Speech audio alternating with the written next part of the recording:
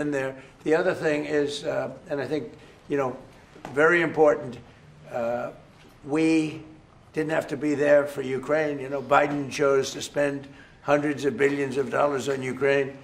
And I guess the head of Germany just made a statement that, well, they weren't involved and they have nothing to do with the war. But at the same time, they think we did a great thing by knocking them out. Nobody wants to have Iran, or anybody, but nobody wants to have Iran with a nuclear, because these people are crazy. They're absolutely crazy, and they're vicious, violent. I mean, they kill, think of it. They killed, now I hear it's about 41,000 people. They put out a notice 2 days ago. Anybody that protests will be immediately shot and killed. That's pretty tough stuff. So everyone agrees with us, but they don't want to help. And we as the United States have to remember that, because we think it's pretty shocking. President Macron has just said in the last hour that he will never join a task force in the Strait of Hormuz until hostilities finish. Yet yesterday you said... Who said that? Who said? President Macron of France. What's your reaction to that, sir? Well, he'll be out of office very soon, so we'll have to see. I don't know. Mr.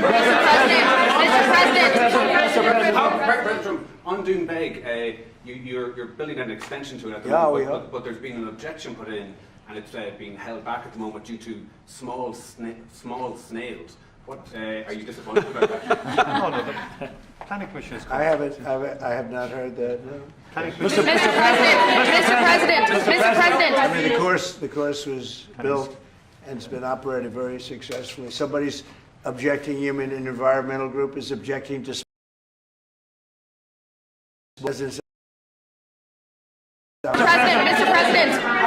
How close the U.S. to announce a coalition of willing to secure the Strait of Hormuz? Which countries are joining and which countries have... Well, we've had great support from the Middle East. Qatar has been great. UAE has been been great. Saudi Arabia has been terrific.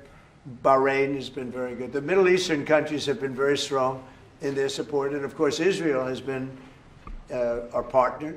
Israel's been very, very strong, along with our operation.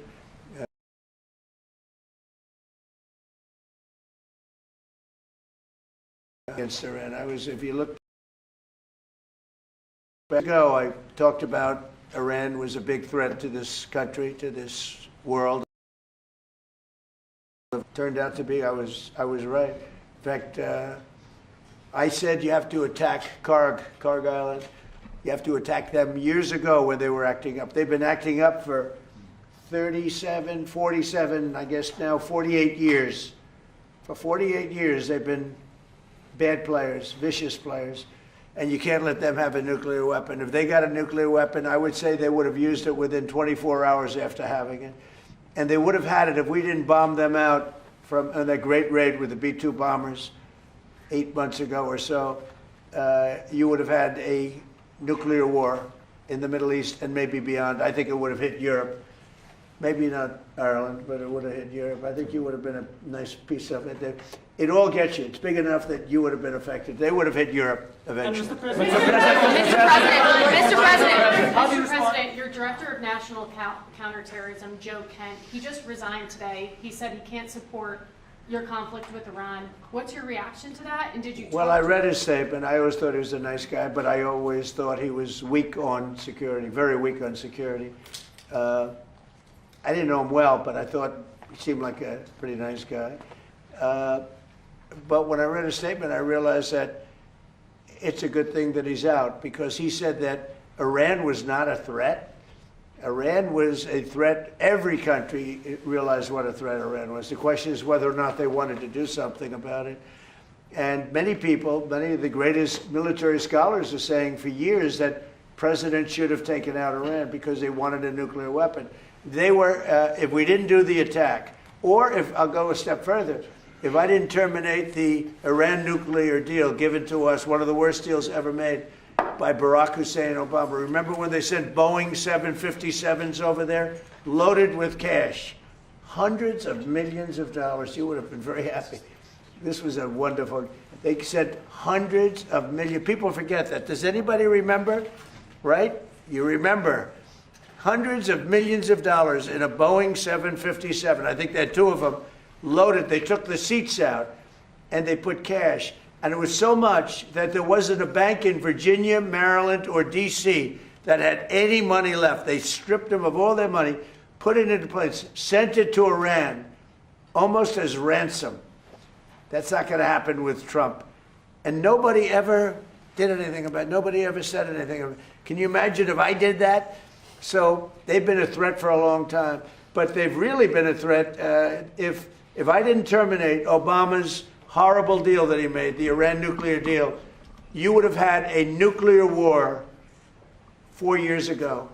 You would have had nuclear holocaust, and you would have had it again if we didn't bomb the site. So when somebody is working with us that says they didn't think Iran was a threat, we don't want those people because, and there are some people I guess that would say that, but they're not smart people or they're not savvy people. Iran was a tremendous threat. And virtually every NATO nation, and this is the thing, if they told me it wasn't a threat, and therefore they don't want to help, but when they say it was a threat, and it was a major threat, every one of them, I think every one of them, I don't know of one that said they're not a threat, but when they say it was a threat, but we're not going to help, I think they're very foolish. You know, it's interesting. It's interesting because I could say this, that what's happening in Ukraine, we're probably in there for $400 billion. We don't spend any money anymore. They buy it from us and they pay full price. But Biden gave them between $350 and $400 billion of equipment and cash. Someday they'll have to find out about the cash. And you could say that wasn't a threat, you know. We're helping them. So we helped them, and they didn't help us. And I think that's a very bad thing for NATO. Mr. President. Are there any repercussions for NATO, and are you still going to China? Well, yeah, on China, it's a little different story. We're resetting the meeting, and it looks like it'll take place in about 5 weeks. We're working with China. They were fine with it. We're going to say, I look forward to seeing President Xi. He looks forward to seeing me, I think. But I do look forward to seeing him. We have a good relationship with China.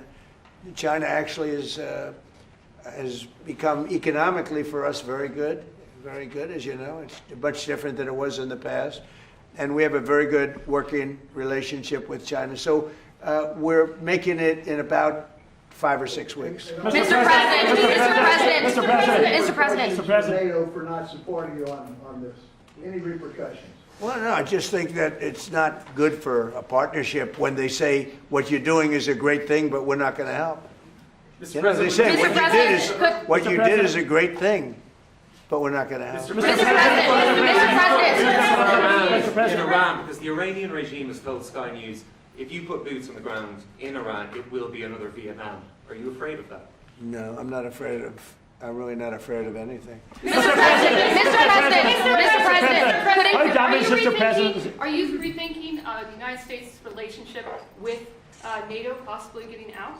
Well, I'm disappointed in NATO that we spend trillions of dollars on NATO. Think of it, trillions over the years, many trillions of dollars. It's one of the reasons we have deficits and we help other countries. And when they don't help us, I mean, it's certainly something that we should think about. I don't need Congress for that decision, as you probably know. I can make that decision myself. I'd work with some very smart people.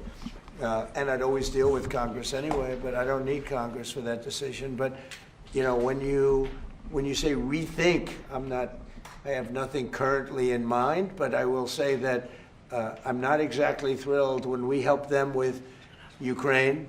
Look, Ukraine would have been over in 1 day if we didn't help. Frankly, Ukraine would have been over in the first day. They had the best equipment in the world. It was our equipment, given by Sleepy Joe Biden. No charge, no charge. Hundreds of billions of dollars of the best equipment in the world, no charge. I will say that I'm not happy about it. Mr. President. Two questions, one on Iran and one on Cuba. Is Iran now a bigger foreign policy priority for you than China? And on Cuba, the Cuban government. Iran is just a military operation to me. Iran is something that was essentially largely over in 2 or 3 days because the Navy was wiped out almost immediately. The Air Force came next. The anti-aircraft came next. I mean, we're flying over Iran. We could take out their electric capacity in 1 hour. We have all the, there's nothing they can do right now because everything is knocked out. They have no radar, no anti-aircraft. They have nothing.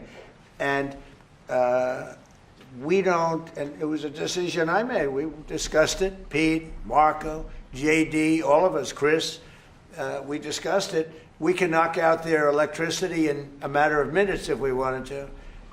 There's nothing they can do about it. We can knock out their oil in Carg Island. The only thing we didn't take down was their oil because if we knock out, I call them the pipes, very complex.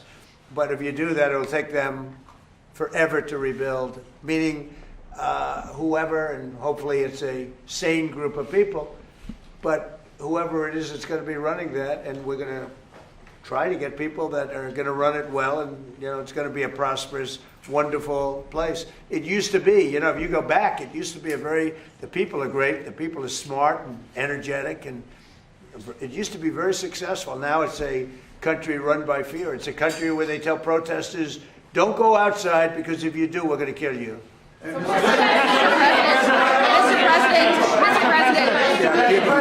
Mr. President. Well, Cuba right now is in very bad shape. They're talking to Marco, and we'll be doing something with Cuba very soon. Mr. President. We're really focused on this, but we're dealing with Cuba. Marco, do you want to say a couple of words about it? Yeah, I mean, Cuba has an economy that doesn't work and a political and governmental system they can't fix.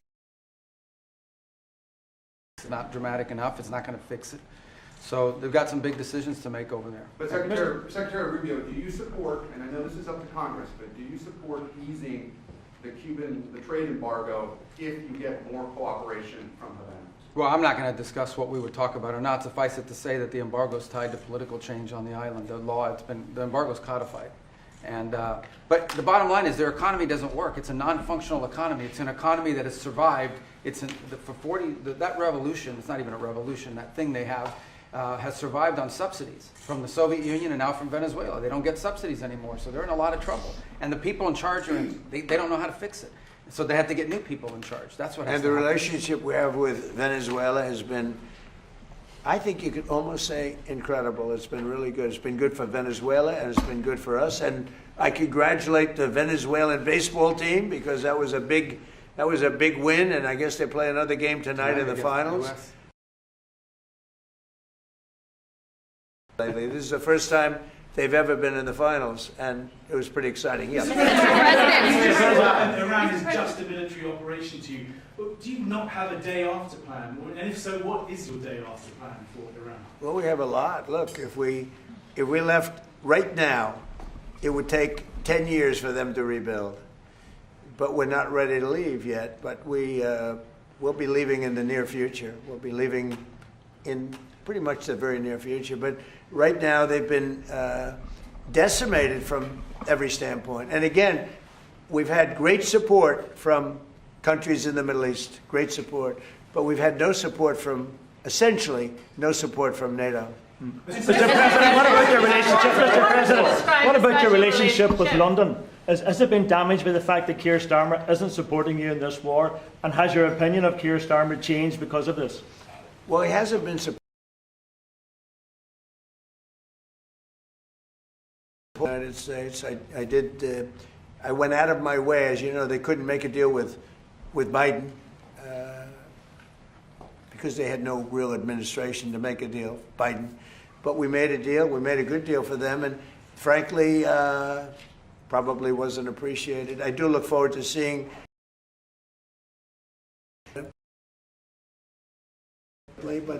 But no, I was disappointed because Keir was willing to send 2 aircraft carriers after we won, because essentially there's no threat for the aircraft carriers right now. And I said, no, we want things sent before the war, not after the war is won. So, yeah, I'm disappointed with Keir. I like him. I think he's a nice man, but I'm disappointed. Mr. President. You see that man right there? You know who that is? Churchill. That's the late, great Winston Churchill. And Barack Hussein Obama did not want his bust in this office. Did you know that? And Barack Hussein Obama sent that bust back to England. They didn't want it. And when I came in, I was asked if I wanted it. I said, absolutely, I want it. And I put it right there, Winston Churchill. And, unfortunately, Keir is not Winston Churchill. Mr.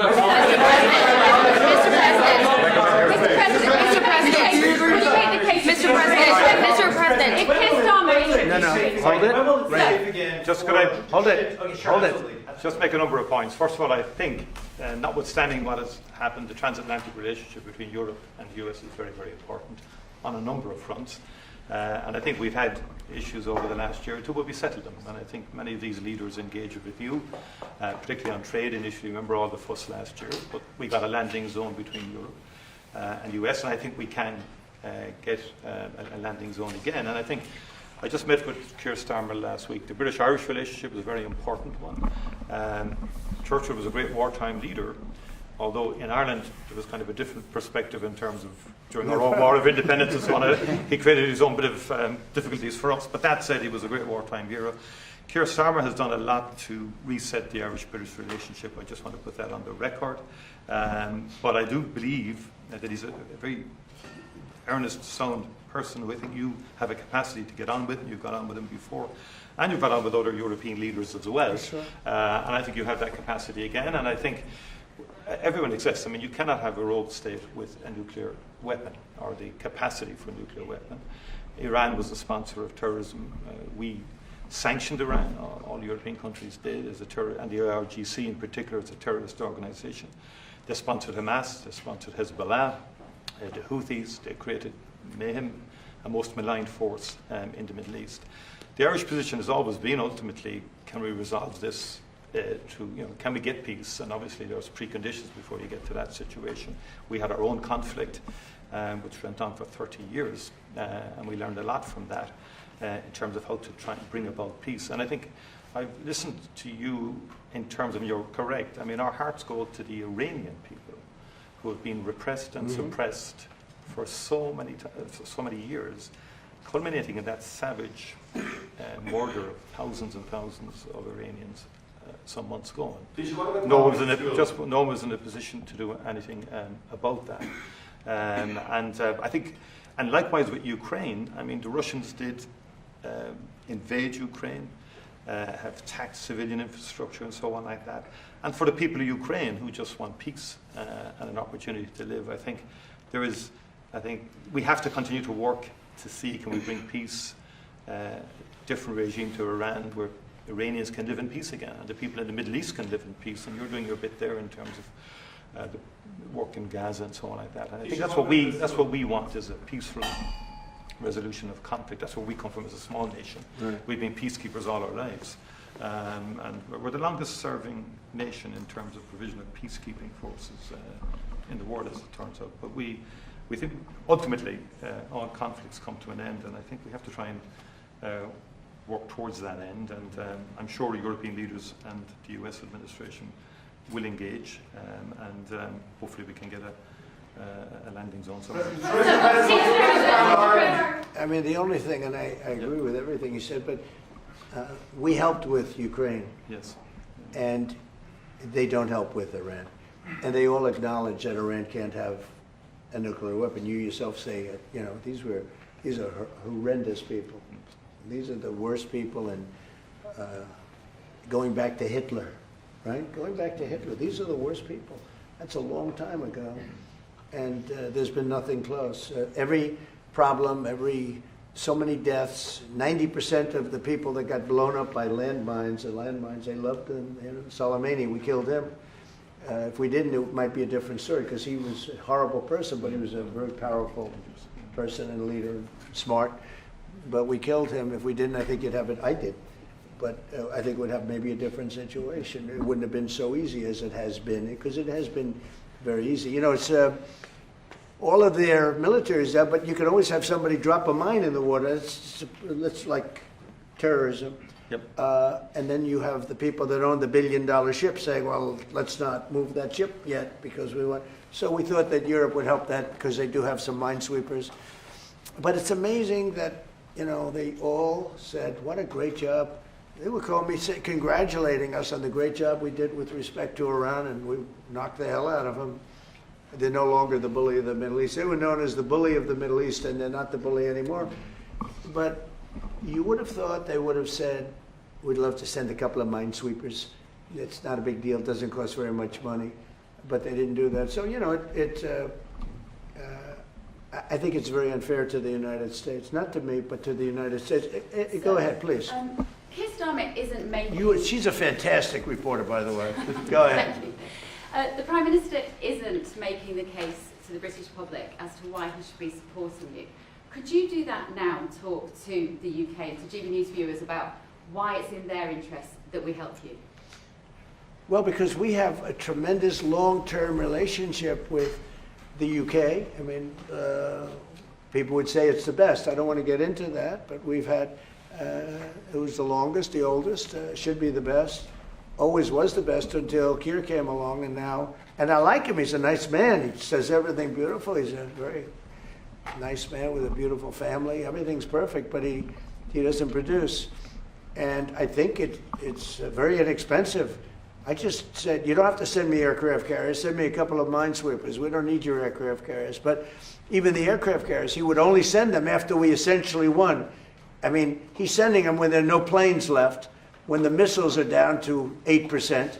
They have like 8% of the missiles. The rest we demolished the missiles, and the factories, largely the factories are going even as we speak. They just hit another factory. They have a lot of missile factories. They have a lot of drone factories. And so he's, wants to send them when we don't need them.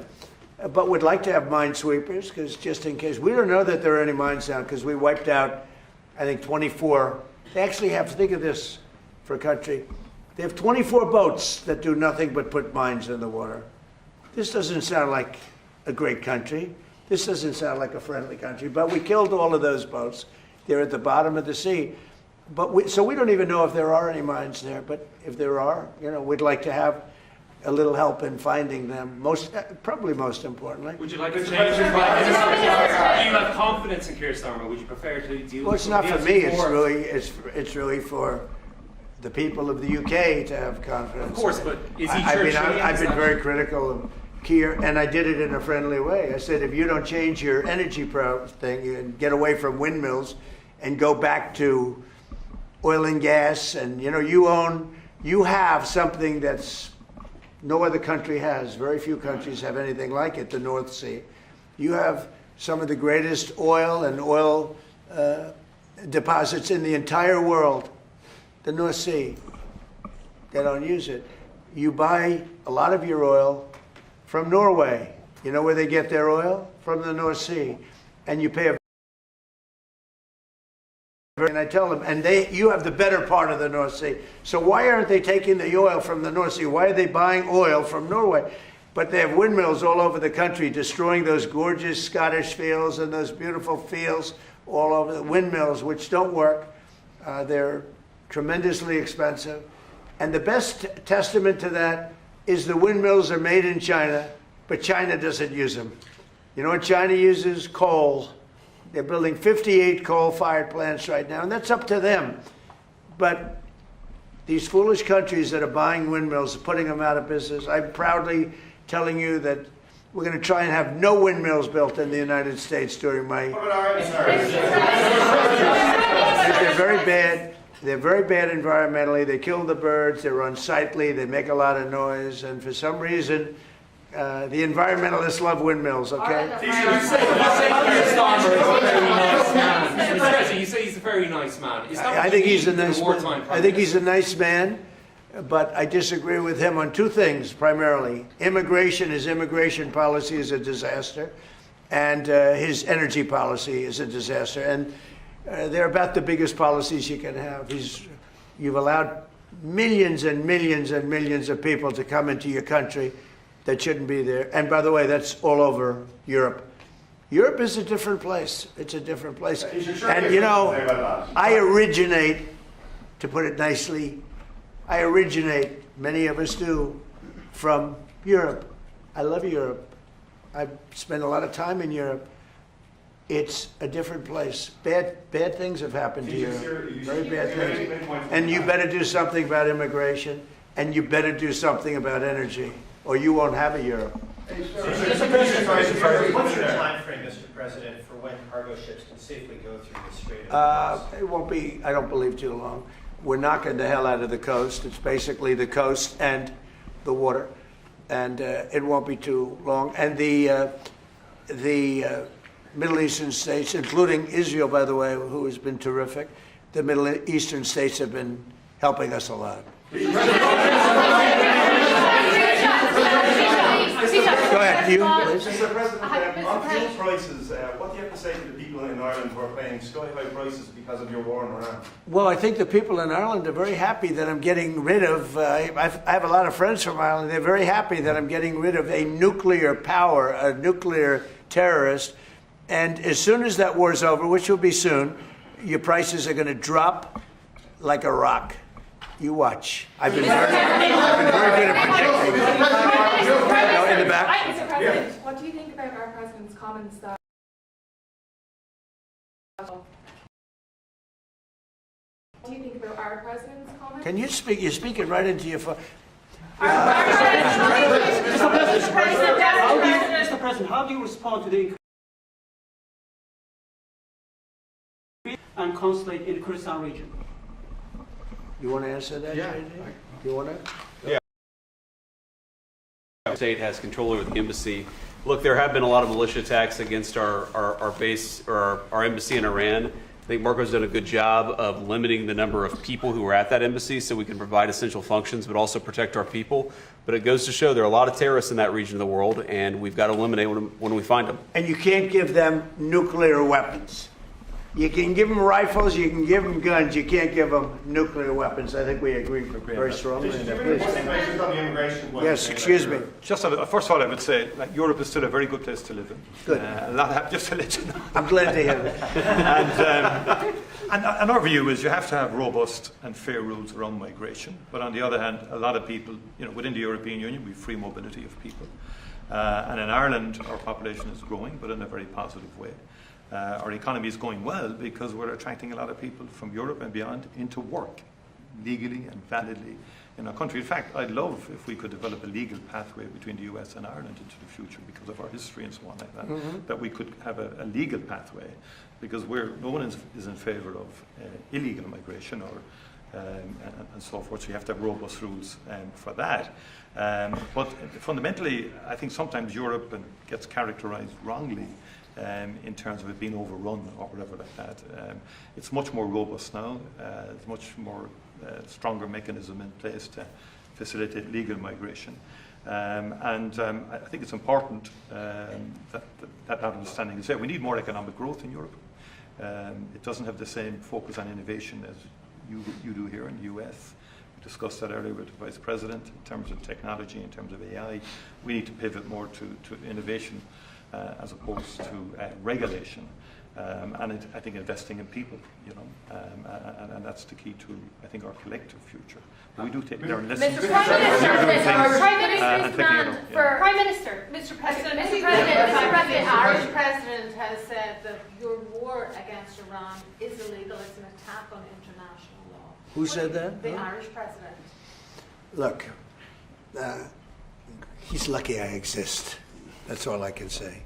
Because if you're going to allow countries that are sick and demented, and they are demented, to have nuclear weapons, everybody in the whole world should be very thankful. And I'm disappointed in NATO, very disappointed. I'm disappointed in a couple of other countries too.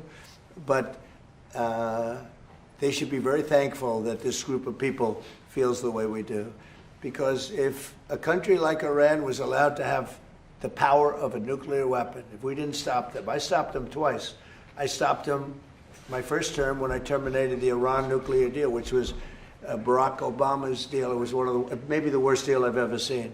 It gave everything to Iran, including billions of dollars in green cash. I don't mean cash, I mean green cash flown over by airplanes.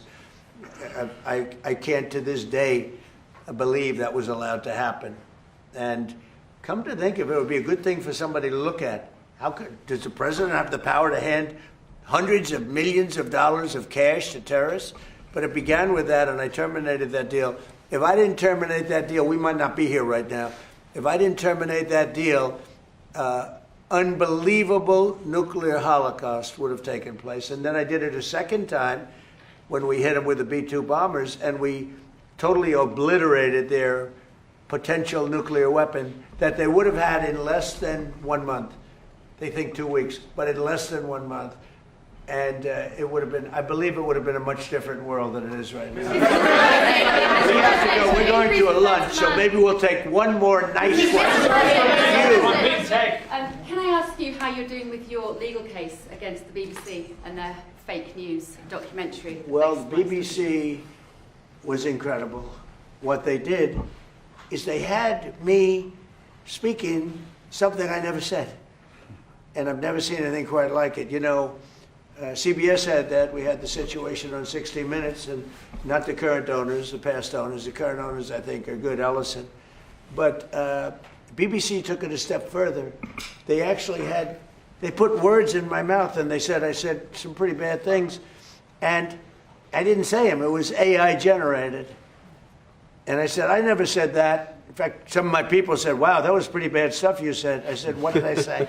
You know, I'm pretty good at this stuff. I mean, if you can go through years of these press conferences and you're a popular president of the United States that won in a landslide, that won all 7 swing states, that got record numbers of votes.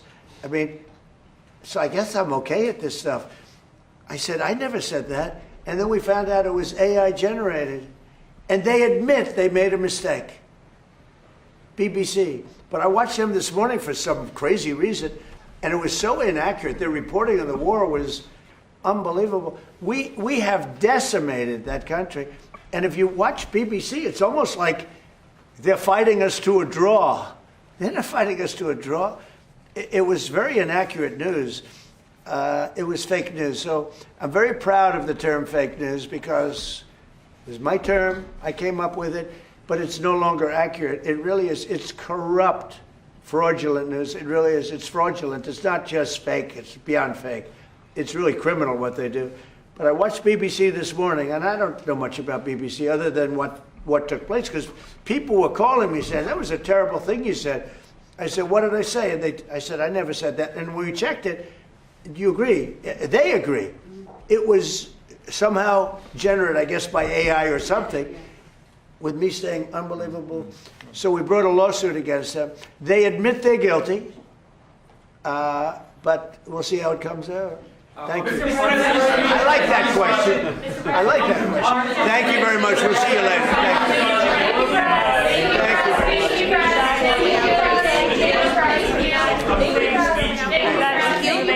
Thanks, guys.